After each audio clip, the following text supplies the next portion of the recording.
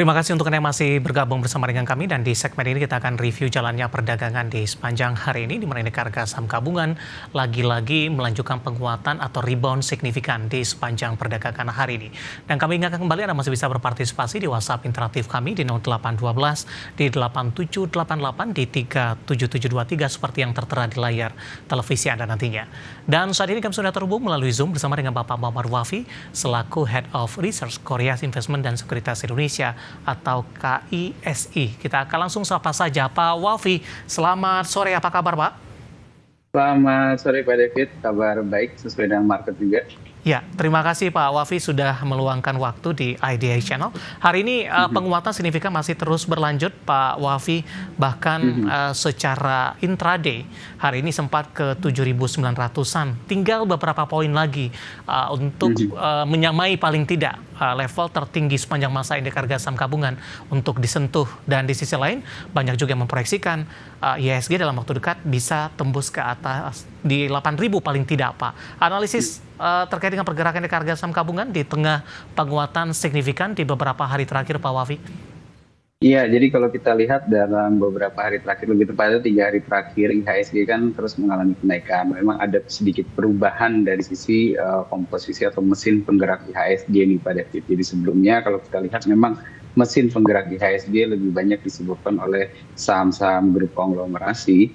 Namun di dalam 3 hari terakhir saya melihat memang mulai ada juga pergerakan atau dukungan dari saham-saham dengan kapitalisasi pasar yang cukup besar nih, atau big caps biasanya ya. Dan ini sedikit banyak juga terkena dorongan dari capital inflow yang kelihatannya kemarin cukup banyak asing yang masuk ke IHSG.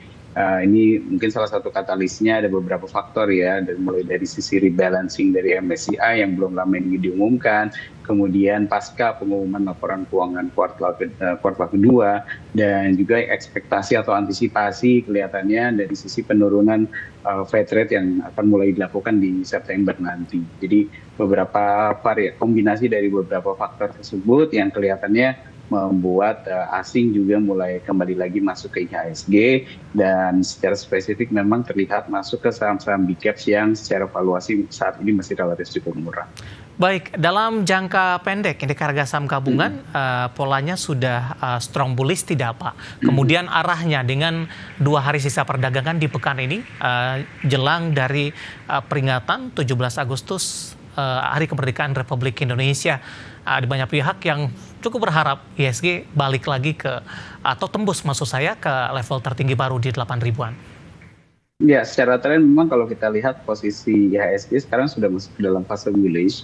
Namun dengan posisi pergerakan terakhir ini sebenarnya lebih mendekati level resistance bullish channel-nya. Jadi kalau kita lihat memang secara potensial upside memang sudah cukup terbatas. Namun kalau melihat di sisa hari perdagangan menjelang 17 Agustus, mungkin sekitar 2 hari lagi, kelihatannya masih terbuka peluang bagi IHSG untuk kembali membuat all time high, di mana catatan saya all time high terakhir itu terjadi di 2024 kemarin ya, itu di sekitar 7.911 ya, dan kelihatannya bisa IHSG untuk saat ini bisa melebihi level tersebut, dan apakah bisa menguji level 8.000? Sepertinya bisa.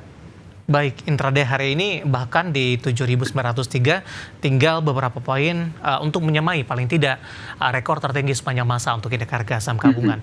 Dari sisi sektor Pak, teknologi, kemudian dari sisi saham, saham-saham BUMN dan juga saham konglomerasi tampaknya masih mendominasi. Di tengah kontributor dari perbankan big cap hari ini menyusut, terdampak aksi profit taking setelah mengalami kenaikan signifikan di perdagangan sebelumnya.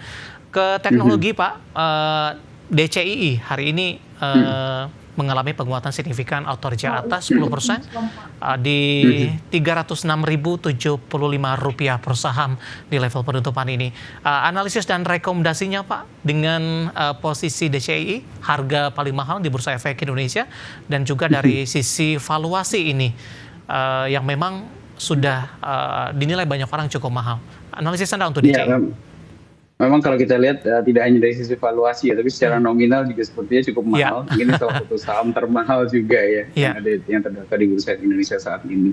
Namun kalau kita lihat memang dari sisi pergerakan harganya meskipun hari ini kita lihat auto reject ke atas 10%, namun saham ini baru rebound, mungkin ini rebound hari kedua ya setelah koreksi cukup dalam dari level tertingginya itu di sekitar 347 ribuan. Jadi ya saya lihat memang secara potensial upside atau potensial reboundnya masih ada, kembali lagi ke level 347 ribuan untuk saat itu. Namun ya itu tadi, kalau kita lihat memang secara fundamental tadi untuk saat ini juga sepertinya sudah cukup mahal ya. Jadi mungkin lebih berhati-hati lagi bagi para investor yang mungkin baru mau masuk ke saham BCI ini, karena memang secara modal mungkin sudah tidak kecil juga ya untuk masuk ke satu lot saham BCI. Baik, dari teknologi kontribusinya ada DCI, sementara dari saham-saham BUMN Pak ada infrastruktur telekomunikasi, ada Telkom.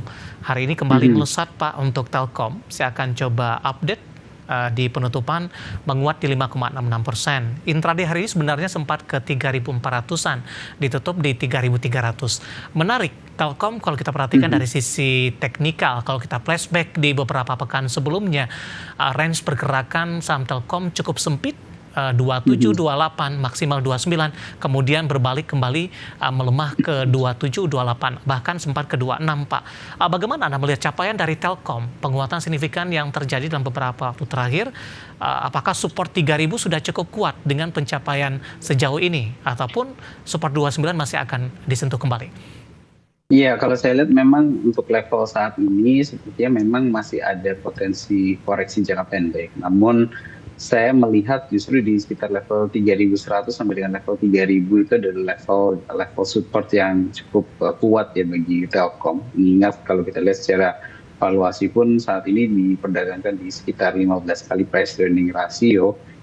Koreksi hingga ke level 3.100 berarti kurang lebih sekitar di 14 sampai dengan 13 kali price earning ratio yang sebenarnya masih relatif cukup murah jika kita bandingkan dengan rata-rata historisnya, Pak Devi. Jadi kita bisa ambil kesimpulan memang level 3.100 sampai dengan level 3.000 ini bisa dijadikan level entry bagi para investor yang mungkin baru berencana masuk ke Telkom atau justru ingin averaging down. Untuk potensial upside-nya sendiri, saya lihat memang untuk level resistance terdekat sebenarnya sekarang sudah masuk ke area-area level resistance ya, dari mulai level 3.400 sampai dengan level 3.500. Namun jika ingin di hold sampai dengan jangka panjang, saya masih melihat ada potensial upside sampai dengan level ke 3.700 untuk jangka menengah. Baik, dari sisi fundamental ada pendorongnya tidak sih Pak? Mengingat dari kinerja masih cenderung mengalami perlambatan terutama di semester 1 2025. Atau mungkin investor prospek ke depan dan upaya-upaya perbaikan yang dilakukan perseroan juga menjadi keoptimisan tersendiri bagi investor atau pemegang saham Telkom. Iya, memang perlambatan itu menjadi satu hal ya. Namun kalau kita lihat dengan kondisi makro yang memang relatif sama kurang lebih cukup lambat, performance Telkom bisa dibilang cukup solid ya kalau kita bandingkan dengan situasi tersebut. Dan saya melihat memang ke depannya investor ini lebih melihat ekspektasi pemulihan ekonomi Indonesia di semester kedua sampai dengan akhir dan seterusnya, yang kemudian kelihatannya juga akan berdampak terhadap performance dari Telkom. Selain itu juga kita perlu ingat bahwa Telkom ini merupakan salah satu saham di sektor telekomunikasi yang memang menjadi salah satu saham paling favorit ya di antara operator telekomunikasi lainnya bagi para investor asing. Baik, dari Telkom kita akan coba ulas saham penopang lainnya Pak. Ada Astra International hari ini menguat di 3,71%. Intraday sempat ke 5.200, penutupan di 5.175. Ketika beberapa pekan lalu ini Telkom dan ICE kalau dibahas posisi teknikalnya juga hampir sama. Cukup sulit untuk menembus ke 5.000-an. Namun dalam beberapa perdagangan terakhir ini penguatan signifikan juga terjadi untuk ICE. Analisis Anda dan rekomendasinya? Ya, memang kalau kita lihat untuk jangka pendek saat ini sudah masuk ke area jenuh beli juga memang untuk ICE. Level resistennya memang saya lihat di sekitar level 5.200 sampai dengan level 5.300. Ada potensi koreksinya sendiri saya lihat ini bisa ke level sekitar mendekati level batas fraksinya nih di sekitar 5.000. Jadi saya rasa dari mulai level di bawah level 5.100 sampai dengan level 5.000 itu merupakan area yang cukup menarik jika ingin kembali masuk ke dalam saham Astra ini, karena secara fundamental kalau kita lihat valuasinya ini lebih murah ya, bahkan lebih murah dibandingkan Telkom tadi yang kita bahas ya, dengan valuasi di sekitar 6,7 kali price earning ratio. Sebenarnya ini bisa dibilang masih jauh di bawah rata-rata valuasi 5 tahun terakhir yang untuk aset internasional. Ya, jadi itu sih yang saya lihat ya. Baik, singkat saja Pak sebelum jeda, 5250 intraday hari ini merupakan level tertinggi nih paling tidak dalam beberapa bulan terakhir di sepanjang 2025. Dampak dan pengaruhnya Pak ke posisi pola dalam jangka pendek dan menengah untuk KSI. Singkat saja Pak Ovi. Jangka pendek kemungkinan akan ada lebih disarankan untuk take profit terlebih dahulu dan disarankan untuk buy on weakness. Namun untuk jangka menengah potensial upside masih ada. Baik.